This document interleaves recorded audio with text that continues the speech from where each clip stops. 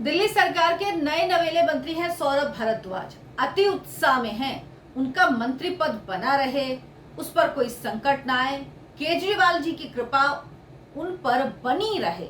इसके लिए सबसे बड़ी शर्त है केजरीवाल जी के मंसूबों को वो अंजाम देते रहें। इस बात का पूरा ध्यान रखें कि किसी भी तरह की आंच केजरीवाल जी तक ना पहुंच पाए। सर जी एकदम सुरक्षित रहें। दिल्ली में गजब का खेल चल रहा है। सौरभ भारद्वाज ने अति उत्साह में अरविंद केजरीवाल के लिए भी मुश्किलें बढ़ा दी हैं। नमस्कार, बहुत बहुत स्वागत है आपका। आप देखना शुरू कर चुके हैं राष्ट्रपथ। आपके साथ मैं हूं अर्चना सिंह। सौरभ भारद्वाज ने दिल्ली सरकार के खास तौर पर सरजी के शीश महल घोटाले को छुपाने के लिए एक और घोटाला कर दिया, वो भी रात के अंधेरे में। उन्हें लगा ये राज खुलेगा नहीं, लेकिन चोर कितना भी शाणा क्यों ना हो, वो कहते हैं ना कोई सुराग जरूर छोड़ जाता है। इस मामले में भी यही हुआ और यहाँ तो पूरा का पूरा सीसीटीवी फुटेज है। ऐसा लग रहा है जैसे केजरीवाल जी पर कोई साढ़े साथी चल रही हो। दिल्ली सचिवालय से एक नहीं दो नहीं, पूरी 67 फाइलें गायब हो गई हैं। इन कॉन्फिडेंशियल फाइल्स के गायब होने के मामले में एफआईआर भी दर्ज करा दी गई है। ये शिकायत विजिलेंस विभाग के विशेष सचिव वाईवीवी राजशेखर ने दिल्ली के आईपी थाने में दर्ज कराई है। राजशेखर ने अपनी शिकायत में कहा कि 13 मई को उनको पद से हटाए जाने के बाद दिल्ली सचिवालय में उनके दफ्तर से 15-16 मई की दरमियानी रात उनके कमरे का ताला खोलकर फाइलों को गायब कर दिया गया। कुछ फाइलों की फोटोकॉपी की गई, कुछ महत्वपूर्ण सबूत या तो नष्ट कर दिए गए या उनकी गोपनीयता भंग कर दी गई या फिर उन्हें चुरा लिया गया। इन 67 फाइलों में सर जी के शीश महल से जुड़ी फाइल, जासूसी कांड की फाइल, शराब घोटाले की फाइल, डीआईपी, जल बोर्ड और तिहाड़ जेल अधिकारियों से साठगांठ की फाइलें शामिल हैं। यानी सोचिए कितनी महत्वपूर्ण फाइलें हैं जिनको या तो गायब किया गया या सबूत नष्ट कर दिए गए या उनकी गोपनीयता भंग कर दी गई, उन फाइलों की फोटोकॉपी ले ली गई या उनको नष्ट भी किया गया। ये गंभीर आरोप लगाए गए हैं इस एफआईआर में। ये एफआईआर हालांकि अज्ञात लोगों के खिलाफ दर्ज कराई गई है, लेकिन इस मामले में दिल्ली सरकार के मंत्री सौरभ भारद्वाज, जो इस विभाग के मंत्री हैं, जांच के घेरे में हैं। पुलिस राजशेखर के दफ्तर के आसपास लगे सीसीटीवी फुटेज जो सीसीटीवी कैमरे हैं, उनकी फुटेज खंगाल रही है। राजशेखर की तरफ से एफआईआर में यह भी कहा गया कि जो सीसीटीवी फुटेज है उन्हें प्रिजर्व किया जाए, क्योंकि जो फाइलें नष्ट करवा सकते हैं वो सीसीटीवी फुटेज भी गायब करवा देंगे। और ये तस्वीर आप देख चुके हैं कुछ समय पहले, आपको याद होगा सीसीटीवी फुटेज आया था जिसमें जो राजशेखर के कमरे के बाहर जो सीसीटीवी है उसका वो फुटेज था, जिसमें राजशेखर जी के कमरे से फाइलें निकाल के दूसरे कमरे में लाई गई थी और ये साफ साफ इसमें नजर आ रहा था। सर्विसेज को लेकर सुप्रीम कोर्ट के 11 मई के फैसले के तुरंत बाद सौरभ भारद्वाज ने एक गैर सरकारी संस्था अभिनव समाज के फर्जी लेटर हेड पर राजशेखर के खिलाफ मिली शिकायत के आधार पर उन्हें उनके पद से हटा दिया गया था।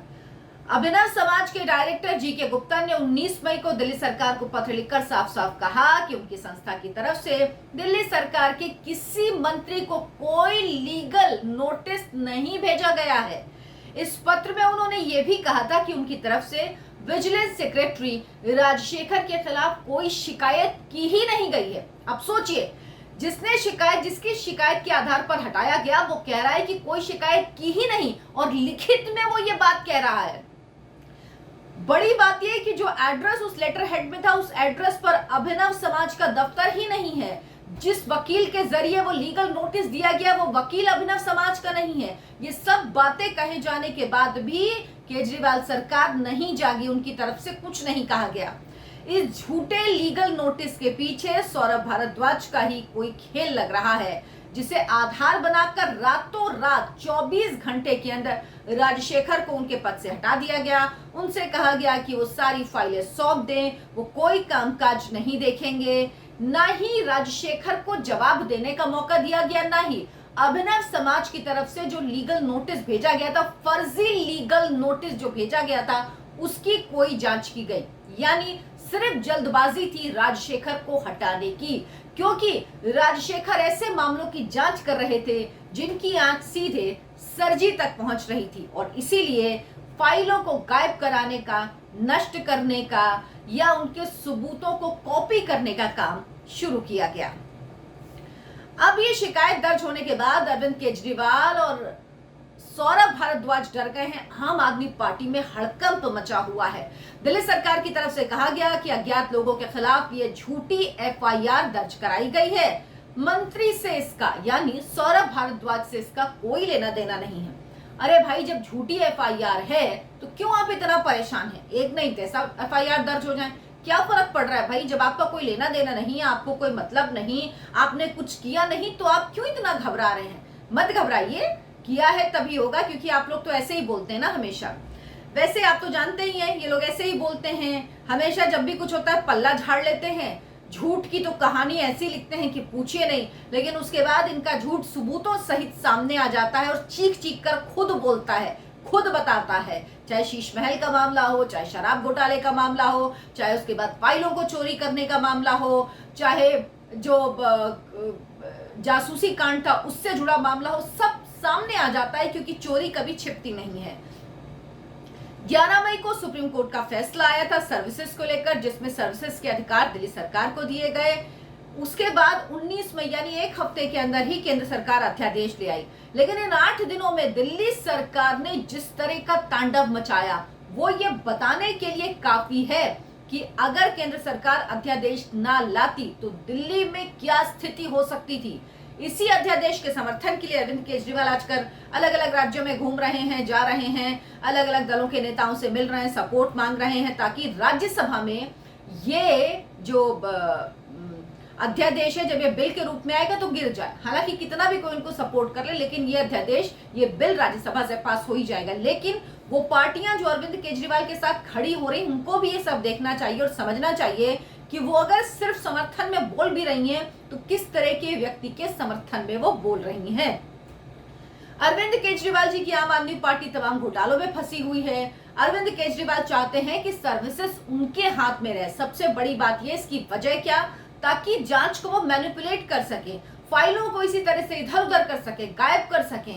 उन जांच ठीक से होना, कागज ठीक से नहीं पहुंचे जांच एजेंसियों के पास, ताकि इसीलिए वो चाहते हैं कि अफसरों की नियुक्ति वो करें, वो अपने हिसाब से अफसरों की नियुक्ति करें। क्योंकि अगर वो करेंगे तो दबाव बनाएंगे, डराकर, धमकाकर, और उनसे कहेंगे कि आपको इसी तरह से काम करना है। क्योंकि अरविंद केजरीवाल का साफ है, जो उनकी तरह से काम करता है, चाहे पार्टी हो चाहे सरकार हो, वही रुक पाता है। वरना देख लीजिए, आपके सामने पार्टी का इतिहास है। इतने कम समय में जो लोग पार्टी को जिन्होंने शुरू किया, जो संस्थापक रहे, वो सारे छोड़ छोड़ के चले गए, क्योंकि वो केजरीवाल के हिसाब से काम नहीं कर रहे थे।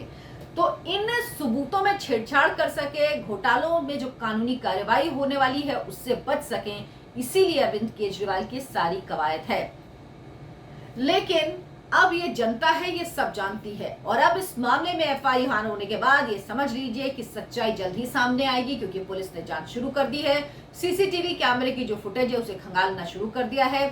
दूसरी तरफ राजशेखर को जो हटाया गया, जिस तरह से हटाया गया, उसके बाद राजशेखर के इस मामले की भी जांच हो रही है कि राजशेखर को आखिर क्यों हटाया गया, किसके फायदे के लिए हटाया गया, झूठी कंप्लेंट के आधार पर क्यों उन पर एक्शन लिया गया, किससे और किसके कहने पर हटाया गया, किसको नुकसान था राजशेखर के अपने पद पर बने रहने से। तो इस मामले की भी जांच हो रही है, और अब इन दोनों जांच का नतीजा सामने आने के बाद ये मान लीजिए कि सरजी की मुश्किलें बढ़ने वाली हैं। अगर आपको मेरा कंटेंट पसंद आता हो तो वीडियो को शेयर करें, लाइक करें और चैनल को सब्सक्राइब जरूर कर लें। नमस्कार।